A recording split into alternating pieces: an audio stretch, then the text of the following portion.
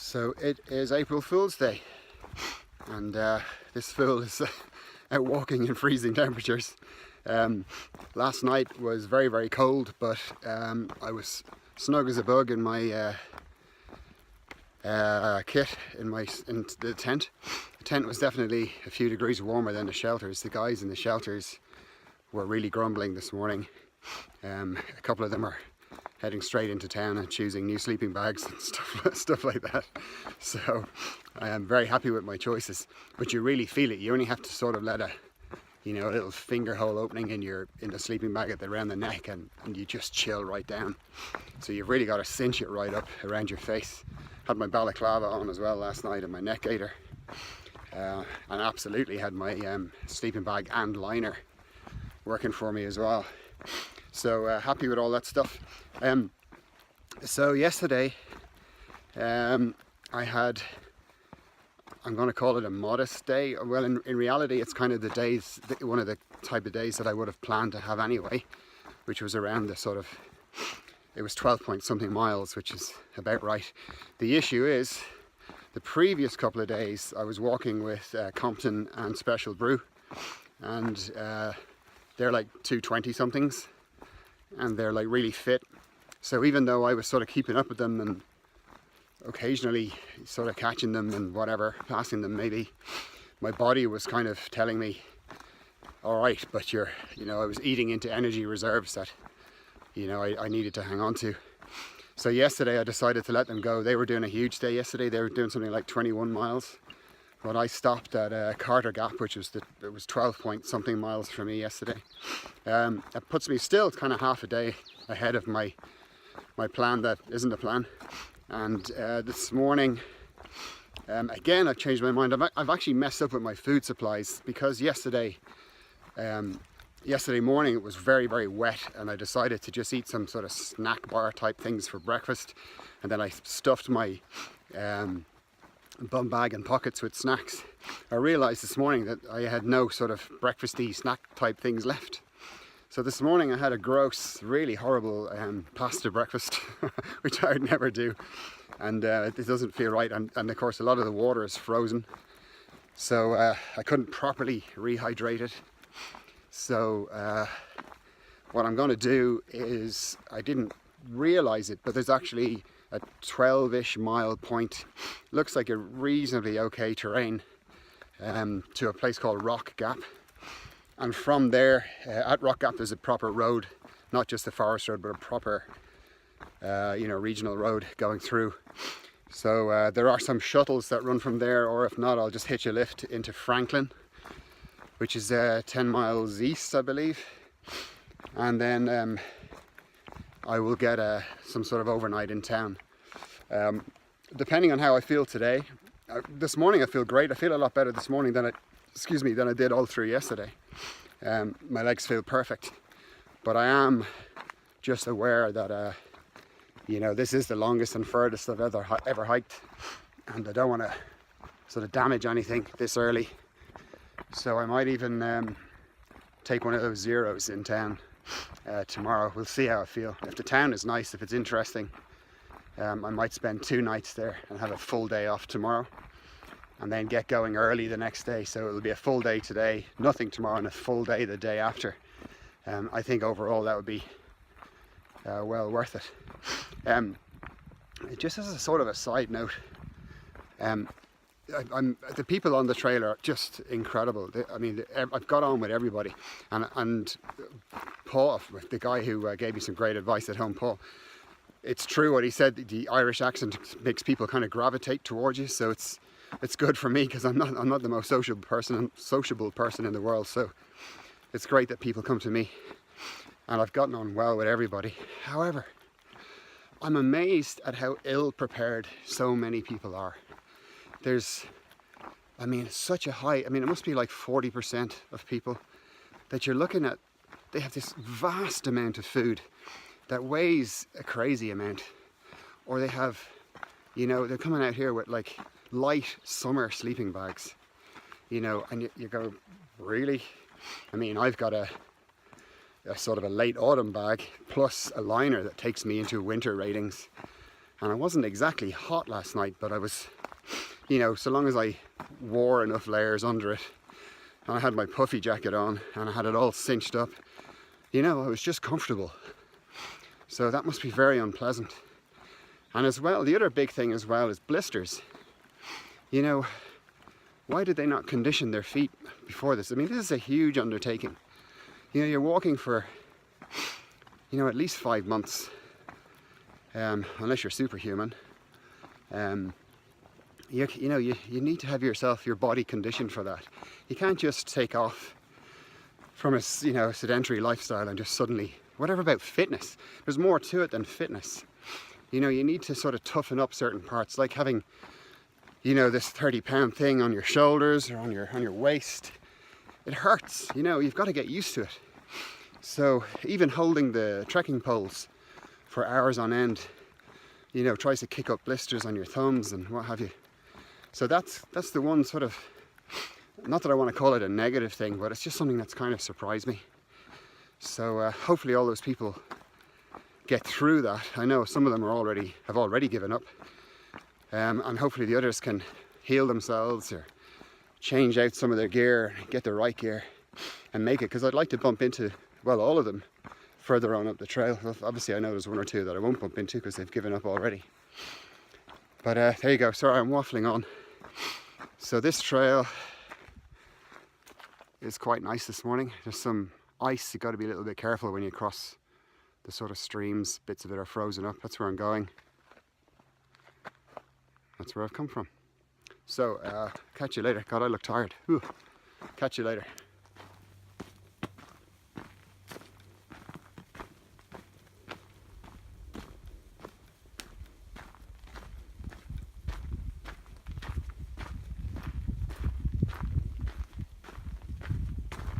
So every now and then you get these little turn-offs. Sorry, it's a bit sunny out there, which lead out to Vistas. So let's see what we have out here. Looks kind of good. Wow. Ooh, look at this. The sun is kind of in the wrong place. Try not to fall over. Wow, that is amazing. Hopefully the detail comes out on the picture.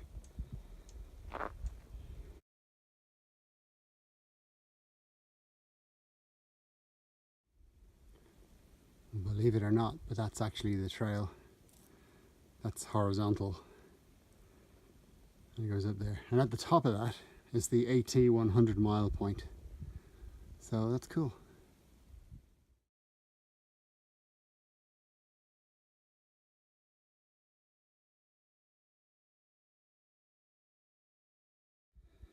Holy crap, look at this.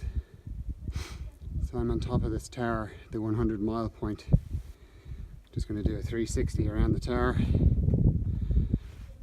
Shit, it's high up. Kind of scary. Kind of like...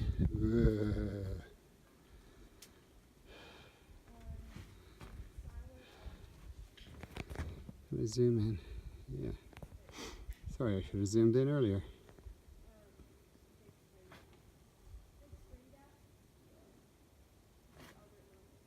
Wow.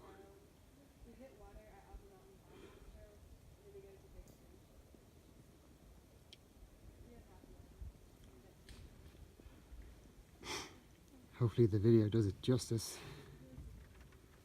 Gosh, the sense of height up here is dizzying.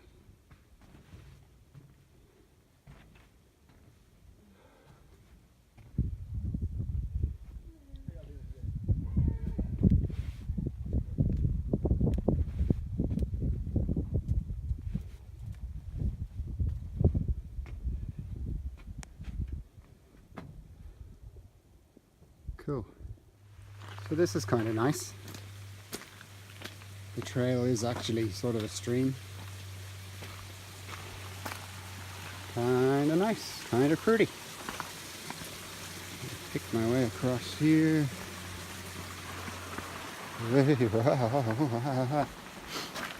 Done.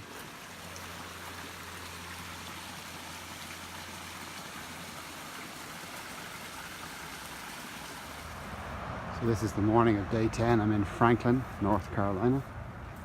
I'm taking a 0 letting the body recover a little bit. I passed up the opportunity for a free breakfast this morning, which might have been foolish, but it was provided by the local Baptist church.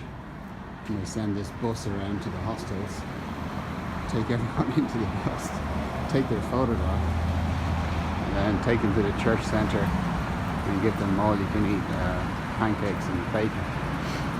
I don't know, but that sounded a little bit terrifying to me, so I passed on that one. Just looking for somewhere to get some food now.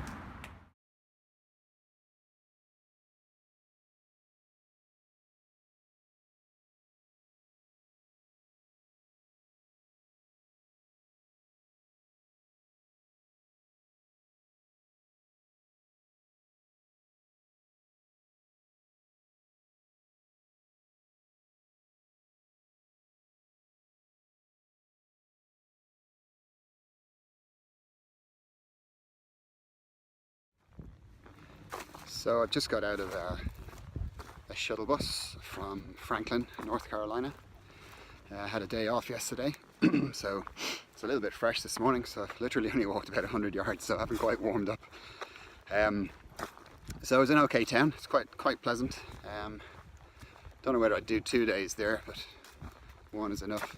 So I hooked up again with Compton and Special Brew. I thought they would have gone further, but they had actually stayed the previous night as well, and yesterday. But they left the trail 3.5 miles further up. So this morning, Compton is effectively 3.5 miles ahead of me, and Special Brew had a problem with her feet, so she had to buy new shoes yesterday. And the guy recommended that he actually recommended that she spend another couple of days in town, but I don't think she was prepared to do that. So she's got a couple of bits to sort out this morning, and then I think she's just going to get back out to Winding Stair, which is 3.5 miles ahead, and then have a relatively easy day. She's just going to ease herself back in, but she thinks the new shoes are way better for her. So something I didn't share a few days ago, which I should have mentioned. It was kind of a funny thing, terrifyingly funny. I had my first wildlife encounter, but I'm just not 100% sure about exactly what it was. So the night that I stayed down in Whitley Gap, which is a very quiet shelter, I was in the actual shelter on my own. And as you've seen from previous clips, the shelters are open fronted. So you're basically, you've just got a roof and 3 walls. And then there was the 2 guys in one tent and another guy solo camping. So we kind of hit the hay at about 9, which is quite common. They call it hiker midnight here, 9 o'clock. It suddenly goes very quiet and everyone goes to sleep. So that was fine. Went to sleep, and about 11 o'clock I woke up to hear really hard, aggressive scratching. Something big was scratching, a powerful kind of scratch, not like a mouse kind of scratch. This was something large, scratching a tree right beside the shelter. Now, I was too much of a chicken to look around to see what it was, and it was bloody cold, so I didn't want to get out of my sleeping bag either. But I had one of those childhood moments where you think there's a monster under your bed, and there's no way you're going to move off your bed. You don't want to put your foot down in case the monster grabs your foot. So I thought, right, what am I going to do? Do I wake up the other guys or what? So what I decided to do was sort of lift my feet up from, inside the sleeping bag and sort of bang my feet back down on the wooden floor of the shelter. So when I did it, whatever it was scarpered. So I don't know whether it was the sort of default bear encounter. There's been a lot of sort of bear encounters around here, or it could have been a bobcat. Someone else suggested it might have been a deer scraping that felty stuff they get on their antlers, but it didn't sound like that kind of a scratching. This was claws. It reminded me of how our little cat at home scratches on a wooden pole, but imagine that, but much more kind of heavily and slower. So I don't know what it was, but I was wide awake for the next few hours. So there you go.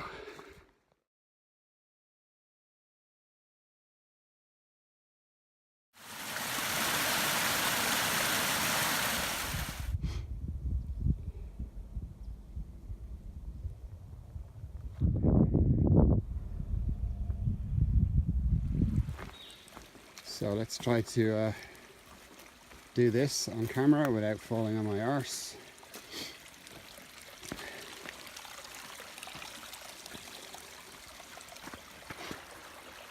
Kind of nice. Halfway there. Yeah, piece of piss.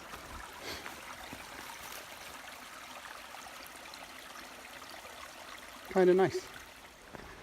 So something I meant to say on previous videos, I would love it if people who see these, if they have any questions, just put the questions in the comments and I will answer them. And just to get that ball rolling, I'm sure some of you are going, my God, that Whitey guy, he must be really good with a map and compass. Well, actually I kind of am, but on this trail you don't need them because the Appalachian Trail is waymarked by these things. They're known as white blazes and they are used all the way along the Appalachian Trail. Now I had heard from one YouTuber that you're actually never out of sight of a white blaze. That isn't true. They do place them quite strategically, so if you were on a very obvious path, as I am now, they tend to be more spread out because you shouldn't really need them. But when there's more of an opportunity to go wrong, then you'll see a higher concentration of them. And they do have a little pattern they use where they use a double white blaze, one vertically above the other. And they will, that sort of notifies you that there's kind of a junction coming up. And depending on the position of the upper white blaze, that determines which way you're supposed to go. So if it was like a little, if you like, a trail crossroads and you're going straight ahead, then those two white blazes will be perfectly in line with each other. Whereas if you're to take the sort of leftish path, that top white blaze will be offset to the left, and obviously the other way around for the right. So it's kind of handy. They also have what's known as blue blazes, and that leads down to the shelters or to the water supplies. So that works really well. In addition to that, I have a GPS tracker. You might have noticed it's strapped to my rucksack. It's called a Garmin InReach Mini. Quite clever if I could get it to work right. That is like my sort of last line of defense for navigation, and if I get into trouble, it's got an SOS button that actually works anywhere in the world, so people can locate where I am and actually rescue me if I break a leg or whatever, or if I come across someone else who's in trouble, I can use it for that. The other thing I have on my phone is an app called Gut Hook, which is just a superb app. It's got the entire Appalachian Trail on there in brilliant detail. And you might have seen a couple of stills, the sort of green and blue still images that I've thrown into a couple of videos. It shows you the inclines, it shows you the position of the shelters, the campsites, the water supplies, the towns, vista points, etc. That's just a superb app. And when you click on any of those items in the app, you get comments from other hikers that further explain that area. Or if it's somewhere near a town, it'll tell you how to get in and out of that town and what places to stay in and what places not to stay in that might not be so hiker friendly. So yeah, so navigating along the AT is, I have to say, it's quite easy. It would take a bit of effort to go wrong, I think. I've only maybe literally traveled 5 or 6 feet, I think twice, in the wrong direction, and immediately the trail felt wrong, and I just looked around and hadn't spotted that a little staircase on the trail might have suddenly taken a sharp left and I didn't spot it. But apart from that, it's, I've been able to stick perfectly to the trail. So there you go. Catch you later.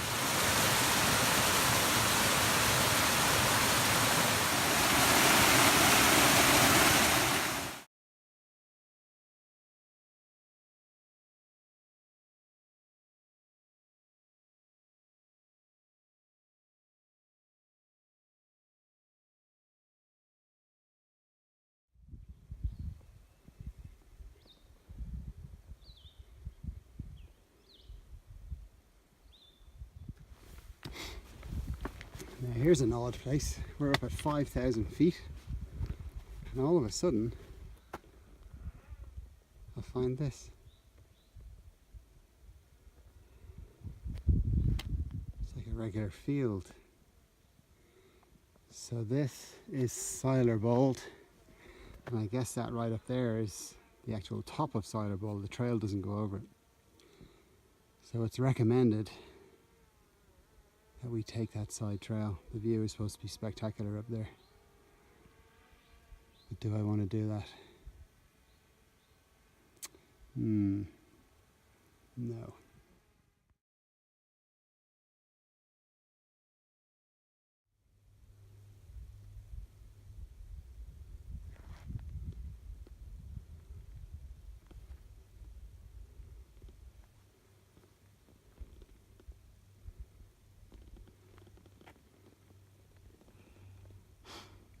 That's way a bold fire tower. Mile 119.5.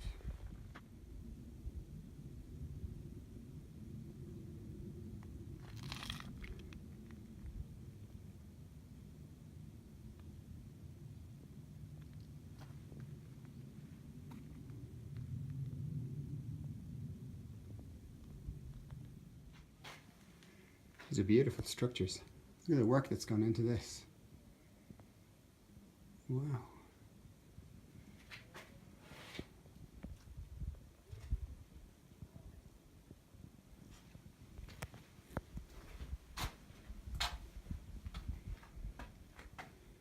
There's a view and a half.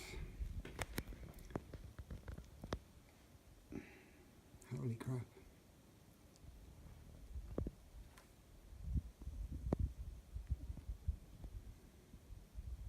Not bad, eh?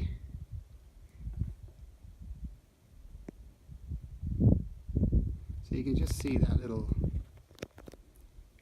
where's my finger? Just there on top of a mountain, that little light green stripe. That was that field that I passed by. Remember, I stumbled upon it and I chose not to go to the top. What was that? You can see where I've come from. So this is about my, I don't know, 15-mile point or something like that. Slightly bigger than I planned, but I'm fine. So it's the morning of day 12. I've just left the shelter about maybe half a mile back, Whitey shelter. I had a fantastic conversation last night. Well, I was more of a witness to the conversation because these three Georgian guys or whatever, and a Louisiana guy who I was beside in the shelter started up this conversation about how they go hunting on the bayou and they go frogging and caiman hunting and crawfish fishing and whatever, and their laughter was really infectious. I would love to have been able to record it, but I don't think I could have got away with that, or it wouldn't have been the same if they knew they were being recorded. But very enjoyable, real culture kind of shock to listen to it, but thoroughly enjoyed it. I feel great this morning. So yesterday I did about 15 miles. Today, if I do similar, and it's actually an easier 15 miles, I can get all the way to the Nantahala Outdoor Centre, and I might, there's bad rain forecast for tonight, so if I can get some sort of overnight cabin or something, I don't know, then I just might do that and then head off again tomorrow morning and go from there. But everything's going great. I think my food's working out quite well. Find I don't like a full breakfast immediately, so I've taken to this salt and lemon water immediately when I get up, just to help with hydration. And then I'll make a coffee and have a small snack. Then get out the track, get an hour or two in, find a nice place to sit down and kind of have a, part two of my breakfast, and then go from there. And it's kind of working quite well. So getting kind of better at those little details as I go along. But I am aware that I'm burning body fat. I mean, it's on day 12 and I think it's quite noticeable already. I'm pulling my rucksack hip belt in quite tight. I'm quite a hell of a lot closer than I was when I started. So I need to be careful of that. I bought a small bottle of olive oil that I'm kind of enhancing every meal with because it's extremely high in calories. So, you know, you just can't get enough calories when you're doing this kind of thing. Typically, they say a man burns about 6,000 a day. But, I mean, it's difficult to consume, you know. For me, anyway, it's difficult to get beyond maybe 3.5. So, whenever I'm in town, which has only been twice so far, but I find something that I just genuinely like to snack on, chocolate almonds or whatever the hell, and I just graze on them over the evening. After having filled myself up at dinner, I continue grazing just to get more and more calories in.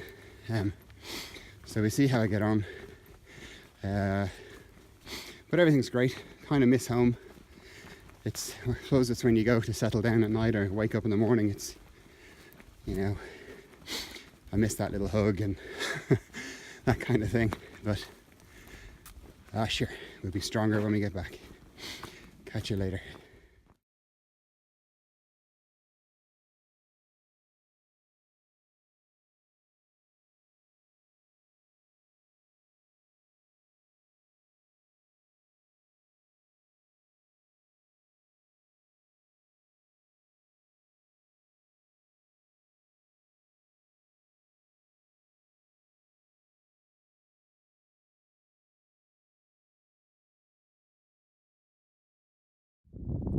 This is some viewpoint. So I think in the distance, those mountains are the aptly named Smokies. And I should be there in a few days. But it's stunning, look at that. Almost looks like they're up in the clouds.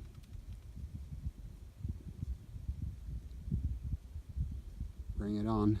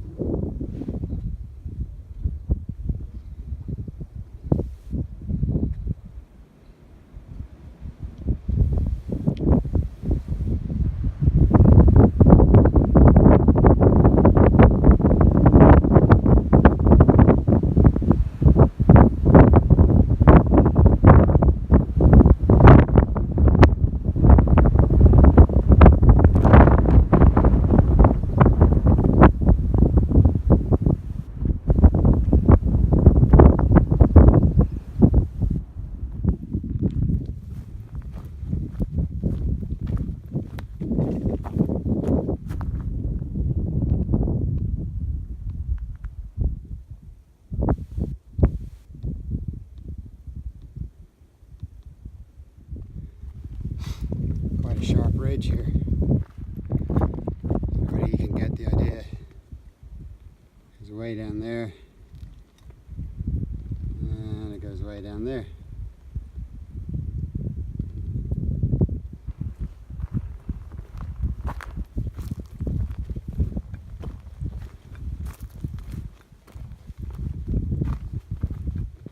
Walk with Whitey. Hopefully it doesn't include tripping with Whitey. Keep an eye on where I'm stepping.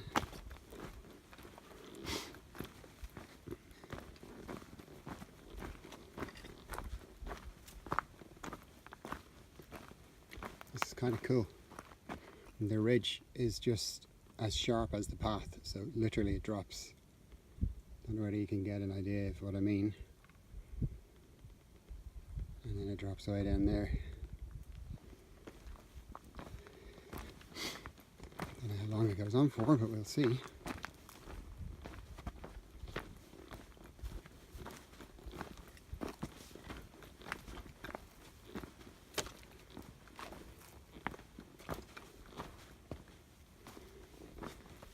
Okay, I'm not going to go down there while I've got the camera on, so hold your horses.